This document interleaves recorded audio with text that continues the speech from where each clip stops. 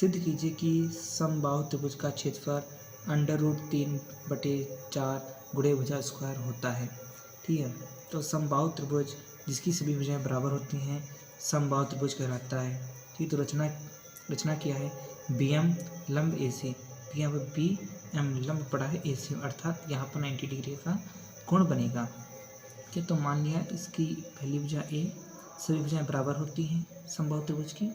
ठीक है, तो ये वाली भी भुजा ए हो गई। ठीक है, यहाँ से, और ये वाली भी भुजा ए, तीनों भुजाएं बराबर भुजाएं होती हैं। ठीक है, अब देखें बी एम यहाँ पर लंब डाले हैं। ठीक है, तो यदि हम इस त्रिभुज को जो सर्वांगसम करेंगे तो ये देखिए सर्वांगसम करेंगे तो जो बी एम लंब है, ठीक है, तो ये उभयनिष्ठ हो जाएगी और यहाँ पर ये 90 डिग्री कोण बन गया है। ठीक है, और समबाहु त्रिभुज की बराबर भुजा होती है, तो ये सर्वांगसम हो चुका है। ठीक है, और ये इसलिए ए एम और सी एम बराबर होंगे। ठीक है, जब बराबर होंगी तो a/2 लिखते हैं, ए की आधी आधी होंगी a/2, तो बी एम लंब ए सी है। ठीक है, और इसे हम h मान लिया लंबाई ऊंचाई को। ठीक है, तो लिखेंगे समकोण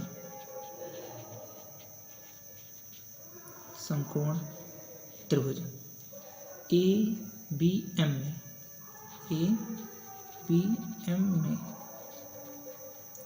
ए बी एम समकोण त्रिभुज है, 90 डिग्री का कोण बनना है, तो लिखेंगे पाइथागोरस प्रमेय से।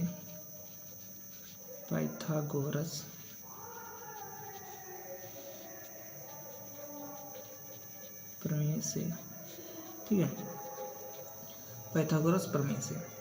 अब देखिए यहाँ पर ये क्या है, लंब है। ठीक है, तो लंब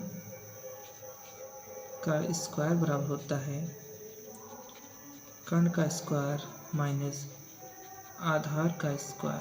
ठीक है, अब क्या आधार यहाँ पर इसलिए कर्ण जो है वो पहले इसलिए लिखा कि कर्ण सबसे लंबी बड़ी भुजा होती है और आधार छोटी होती है। ठीक है, तो लंब को मैंने h माना था, तो h का होल ऑफ स्क्वायर, और कर्ण के दिया है a, तो a का होल ऑफ स्क्वायर माइनस आधार कितना है हाफ a, तो a/2 क्या होल ऑफ स्क्वायर, h का स्क्वायर h स्क्वायर हो जाएगा, a का a स्क्वायर हो जाएगा माइनस यह इसका जब स्क्वायर निकालेंगे a/2 का, तो a स्क्वायर बटा 2 का स्क्वायर 4 हो जाएगा। ठीक है, अब यहाँ पर हम 1 मान लेंगे। ठीक है, h स्क्वायर बराबर इसका लासा लेंगे, 4 लासा आ जाएगा। ठीक है, यहाँ पर 4 लासा आ चुका है। अब यहाँ पर इसका गुणा करेंगे तो 4a स्क्वायर हो जाएगा। ठीक है, माइनस फिर यहाँ पर 4 है तो a स्क्वायर हो जाएगा।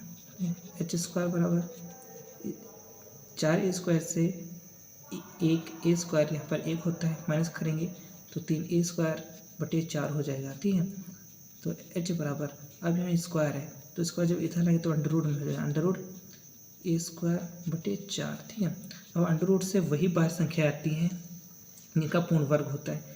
ठीक है, तो अंडर रूट के अंदर लिख सकते हैं 3 गुणे a की घात 2 है तो a को 2 बार लिख सकते हैं। ठीक है, यहाँ पर 4, तो 4 को 2 गुणे 2 लिख सकते हैं, तो यहाँ देखिए इसका जोड़ा बनना है, इसका जोड़ा बनना है, तो a और 2 का बाहर निकालेंगे और अंडर रूट 3, और यहाँ पर देखिए h की ऊंचाई निकाल आई है। ठीक है, अब देखिए अब ये जो h की ऊंचाई कितनी निकली है 1/2 अंडर रूट 3। ठीक है, अब यहाँ पर देखिएगा जो त्रिभुज ABC का क्षेत्रफल है, त्रिभुज ABC का क्षेत्रफल किसके बराबर होगा, 2 गुणे त्रिभुज ABM। देखिए जो ये तो बड़ा वाला त्रिभुज है ABC, वो किसके बराबर होगा, इस त्रिभुज ये तो त्रिभुज बराबर है, सर्वांगसम है, तो इस त्रिभुज के दुगुना होगा, तो ये दोनों जोड़ देंगे, गुणा करा देंगे, तो ये पूरे का त्रिभुज का क्षेत्रफल निकल आएगा।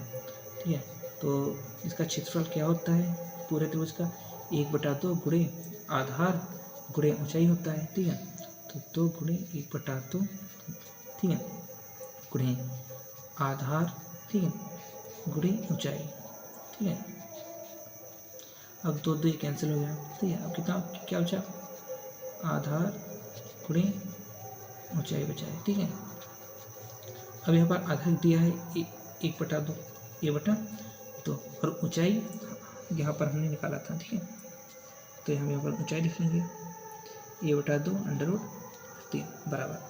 अब ये इसका गुणा करेंगे तो a² आ गया और 2 का गुणा करेंगे 4 आ गया, ठीक है, √3। तो इसे हम लिख सकते हैं √3/4 a², ठीक है। अब √3/4, अब यहाँ ए हमने क्या माना था, समबाहु त्रिभुज की भुजा मानी थी, तो यहाँ पर गुणे भुजा स्क्वायर, ठीक है।